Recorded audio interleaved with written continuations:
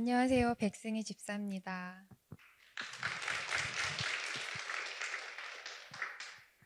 지난 한 5월 말쯤에 6월 마지막 주에 공동체 성경 읽기 간증을 하지 않겠냐고 권유를 받았을 때 저는 좀 대답을 망설였습니다. 왜냐하면 큐 와이파이를 꾸준히 하지 못하고 있었기 때문입니다.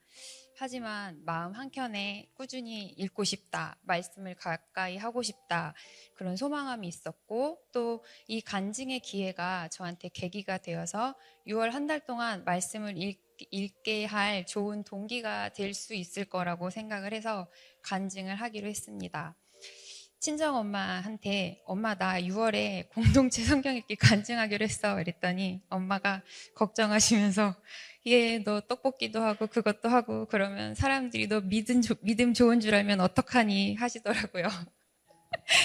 엄마의 염려대로 제가 연약해서 6월에도 말씀을 생각처럼 꾸준히 읽지는 못했지만 한 번씩 읽을 때마다 하나님께서 귀한 깨달음과 은혜를 주셨습니다. 그것을 이제 성도님들과 나누고 싶습니다. 주일에 세상 사람들은 쉬거나 놀거나 자신이 계획한 일들을 하지만 그리스도인들은 교회를 가잖아요. 평일에는 다 똑같이 학교 가고 회사 가고 일하다가 주일에는 예수님을 믿는 사람과 그렇지 않은 사람들 사이에 분리가 일어납니다. 저는 그 분리를 거룩이라고 배웠습니다. 평소에는 이 사람의 소속이 어디인지 알지 못하다가 일주일에 하루, 주일에는 정확하게 알 수 있습니다.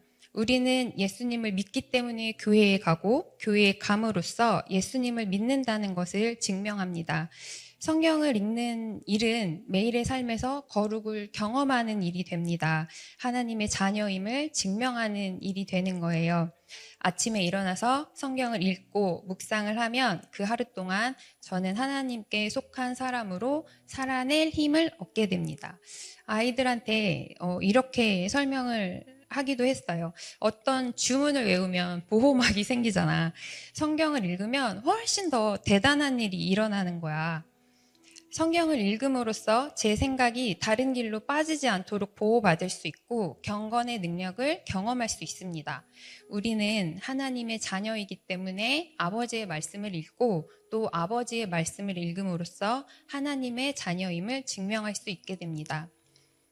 또 성경은 저를 바른 길로 인도해 줬습니다. 말씀을 읽지 않고 살아가다 보면 또 소홀해지다 보면 예배도 드리고 기도도 하고 봉사도 하고 신앙도 좋은 것 같지만 일상에서 점점 더 무뎌지는 제 자신을 발견하기도 합니다.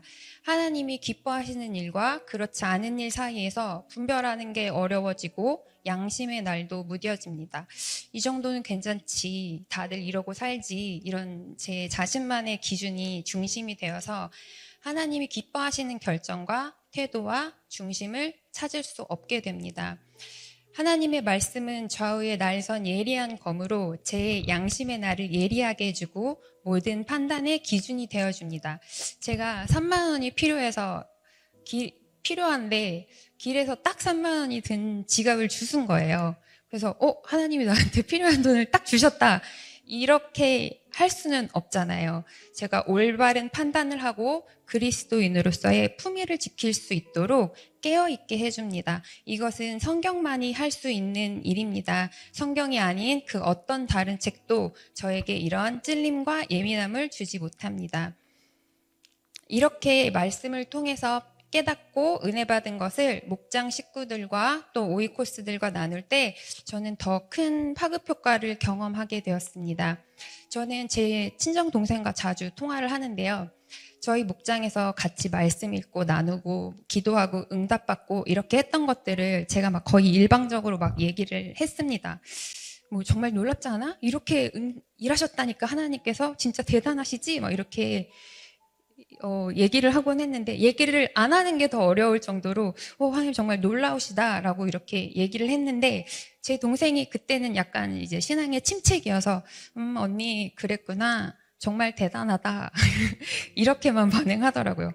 근데 동생 교회에서도 그런 말씀에 갈급했던 사람들이 있었고 제 동생이 우리 언니네 교회는 이렇게 한대 하고 얘기했더니 그 갈급했던 사람들이 모여서 목장을 만들고 큐티 모임을 시작했다고 하더라고요. 그래서 지금은 동생이 저한테 전화해서 말씀 묵상한 이야기를 막 해줍니다. 언니, 말씀이 내 삶을 이끌고 있어. 너무 신기해. 목장 식구들과의 카톡에서도 말씀을 통해 느낀 부분을 나누면 혹시 그날 말씀을 읽지 못했더라도 그 같은 은혜와 그 같은 깨달음을 얻는 것을 경험하곤 합니다. 말씀의 능력이라고 저는 생각을 합니다. 간증을 준비하면서 저는 성경 말씀을 읽는 것의 이점을 더욱더 명확하게 깨닫게 되었습니다. 그리고 동시에 굉장히 다양한 방법으로 아주 강력하게 말씀 읽는 것을 방해받고 있다는 것도 깨닫게 되었어요. 저희는 저희 목장의 보라자매가 매일 아침에 카톡으로 큐 와이파이 링크를 보내주는데요. 성경을 읽으려고 마음을 잡고 휴대폰을 잡는 순간부터 방해가 시작됩니다.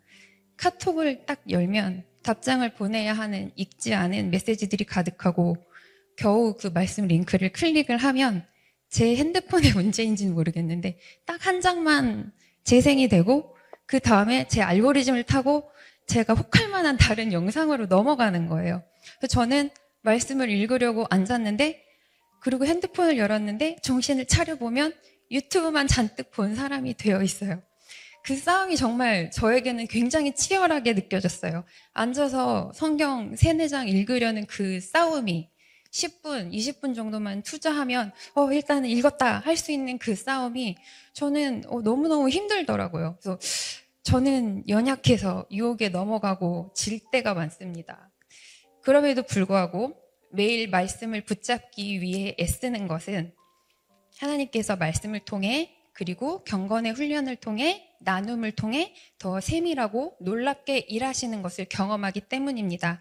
저는 지금 겨우겨우 간신히 말씀 읽기를 이어나가고 있지만 이러한 작은 마음도 귀하게 여기시고 은혜를 부어주실 하나님을 앞으로 더욱더 기대합니다. 하나님의 말씀을 읽고 듣고 그 능력을 경험하고 나누고 확장시키는 귀한 경험이 저와 성도님들 가운데 넘치기를 기도합니다. 감사합니다.